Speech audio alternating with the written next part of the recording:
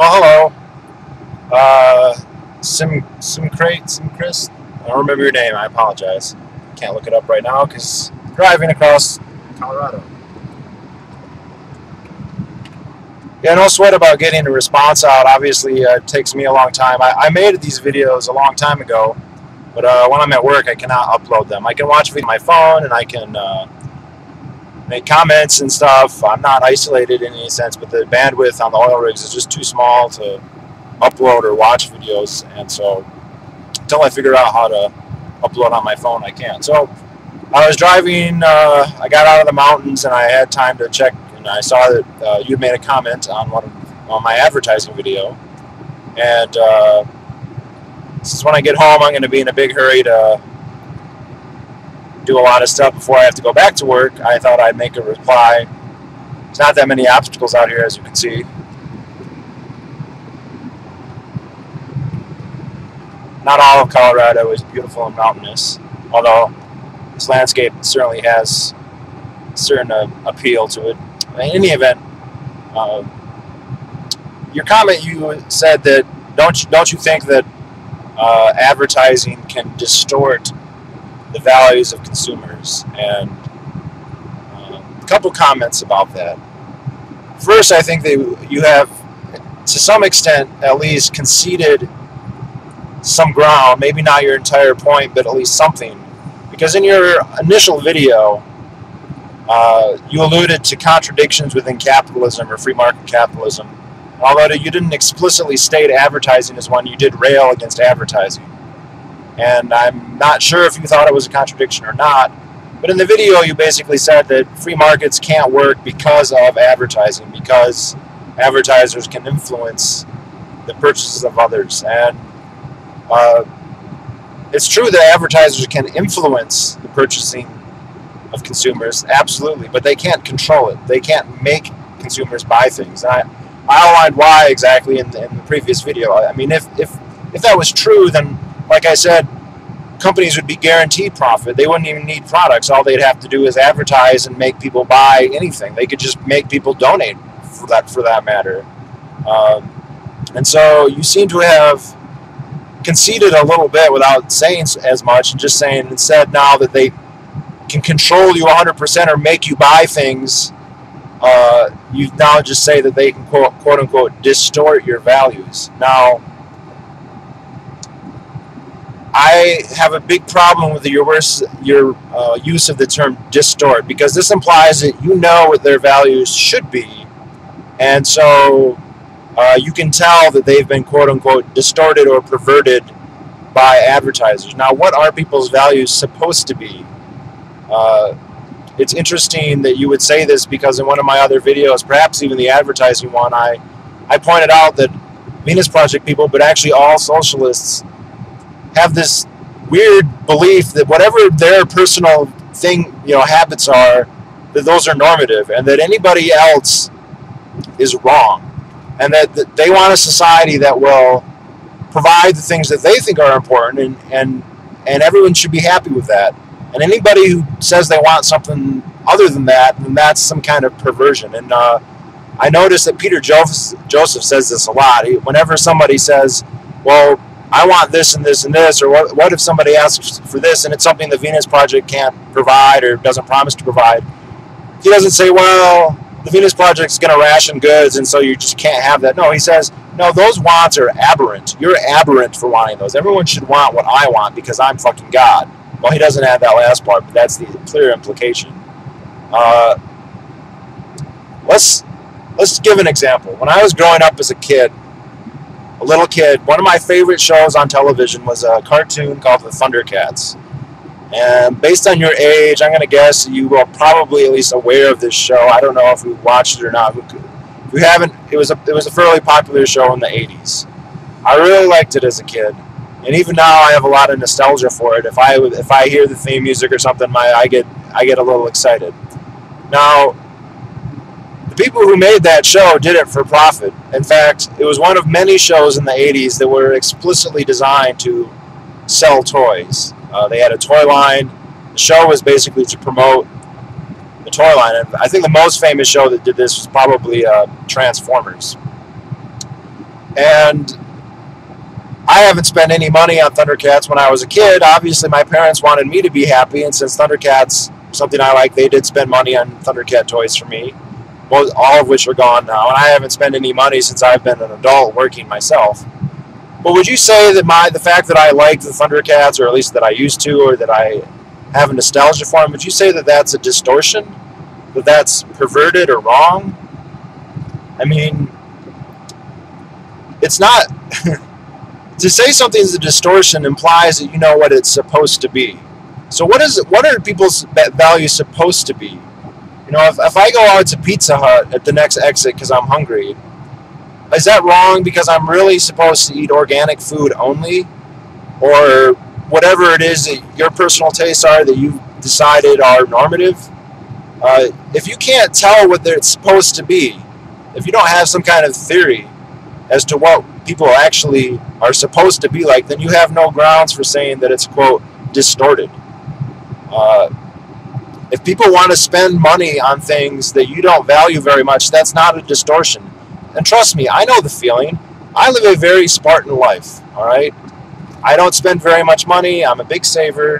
When I do spend money, it's on things that most people don't. I spend a lot of money on guns. I spend a lot of money on gold and silver. I pointed out in the other video, I have rather eclectic tastes in music, and that's the way I like to be. But I don't look at other people and say, oh my gosh, they don't buy Lyle Farrell operas or Ravi Shankar DVDs or Ruger pistols, hence they're distorted and stupid and wrong, blah, blah, blah, which is exactly what you're saying. What you should be saying is that, what you should ask is, do advertisers influence consumers? Yes, obviously they do. But everybody influences consumers. Everybody influences everybody else. And this is another odd, kind of ironic critique socialists make of libertarians generally, is they say, oh, you stupid libertarians, you want everyone to be these atomistic individuals, and you don't want any collectivism. When really, we want people to cooperate, but we just want those to be on the grounds that recognize the rights of the individuals. So it's fine for us to influence each other. It's just wrong for us to coerce each other. And it's interesting that you would then fault libertarians or free market people and say, oh, in your system there'll be advertising that will influence people, when just in another venue you'll criticize it for being too atomistic and too individualistic, and now you're too influenced by third parties. Yes, you can be influenced by advertisers, but they can't make you buy things, and they can't coerce you. They can. And here's the other thing: is it wrong? I just don't understand this. If I want to start a business, I want to try and provide a good or service to people. So I try and tell them about it. That's wrong. Now I might exaggerate. Sure, I will. What am I gonna? What do you expect them to do? Say, actually, you could survive and not eat our food. Well, yeah, that's true with every single food, by the way. There's no food you have to have or you would die. The only thing you have to have or you would die would be water, and you can get substitutes if you just get stuff that has water in it, like juice. So, I don't know what... I mean, what's your point that because advertisers can influence consumers, somehow market economies don't work? Because that doesn't make sense. Advertisers can influence. So can our parents. So can our friends. So does everything. So they're invalid then? I mean, I don't understand. Like, when growing up, to use a non-commercial example, you know, my family would eat venison a lot because my dad liked to hunt. So does that mean free markets don't work because I might become a connoisseur of venison because my dad used to give it to us when we were, and there's no difference between that and watching the Thundercats or seeing a commercial for pizza, which is my weakness, by the way. I love pizza. You know, and I mean, I kind of understand the impulse here. Like I said, I have a pretty Spartan existence, and when I see people spending money on things that I would never spend money on, I just think to myself, man, I would never do that. But you know what? Even though I'm a smart guy and I'm really well read, and I like to think that I know what I'm talking about, I'm not fucking God. I can't tell people that it's wrong. If they like things that I consider frivolous, I know damn sure, for sure, I like things a lot of people think are frivolous. And so do you probably. But the difference between us is that you think that your values, or at least the ones of the Venus Project or whatever other utopian society you're convinced will solve all problems, are normative. And anybody who doesn't believe in them, they're fucking aberrant or perverted or whatever, distorted. And this is, do you have a metric? In order, like, I just realized that you're looking at my lips like the whole time. I'm sorry. I've been kind of looking at the road. It's nice out. Anyway, sorry for the sightseeing. You need a system to be able to say, I mean, this goes back to the objective needs thing, where socialists in general and the Venus Project people in particular, they make all these arguments that are predicated on them knowing exactly what everybody, quote unquote, needs. And there's a big, huge problem with that, because needs are based on people's values, and values are subjective.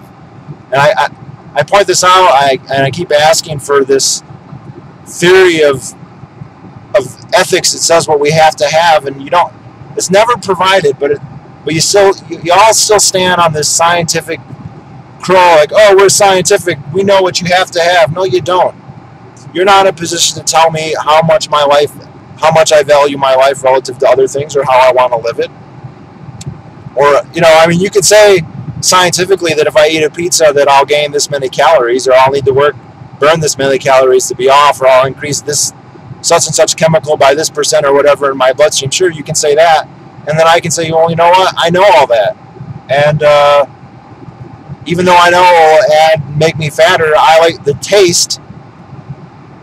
I think makes it that I think it's a fair trade. And you're not in a position to say, no, you're wrong. Scientifically, you have to value your health more than taste, more than it. And until, I mean, if you could prove it to me, I'd like to hear it, but you can't. And that's like that's the foundation you have to have before you can build the society you're talking about. And you don't have that foundation. When I say, where is it? You just, and it's not just you. It's I've been doing this for years now. One of the other commenters was like, why are you wasting your time? And I don't know, because I guess I value it. So do advertisers influence us? Yes. Can they control us? No. And also, it's easier for us to judge the truthfulness of advertisers' claims than the political economic claims of governments, whether they be Venus Project or not. So Wheaties can make a commercial that implies that if I eat Wheaties, I'll become super athletic and have super hot women jumping all over me, or in my case, super hot guys jumping all over me. But I can then buy it for whatever, $3 a box, and eat it, and when I'm not suddenly swamped by all the study guys I want, or I don't become a buff bodybuilder, then I know that the claim was false to some extent. I'm not going to just keep dropping good money after bad. But if Barack Obama says that his jobs plan helped the economy, I have no way firsthand of knowing whether that's true or not. Now I can try and analyze it through sources and stuff, but it's much harder, and you can't viscerally understand the falsehood of the claim the same way you can with advertising. And look, people aren't suckers like you think. Nobody takes advertising as seriously as you keep saying it is. And so yes, does it influence you? Yes. But that doesn't invalidate free markets at all. People are going to be influenced by other people all the time. So this isn't really a criticism. And also I think, I'm glad it seems you can come back a little bit. I really would wish you would come down off your high horse of your values are normative, and everyone who doesn't like the same things you do, or some other, maybe you have a list of things you think are okay to like, and a list of things that you think aren't okay to like, but man, you've got to get over that. You're not God. Jack Fresno's not God. Peter Joseph's not fucking God. I'm not God. You don't have to like what I like. You don't have to buy Ravi Shankar CDs or guns or gold if that's not your thing. And you should be as humble as I am and feel the same. So, 15 minutes. Peace.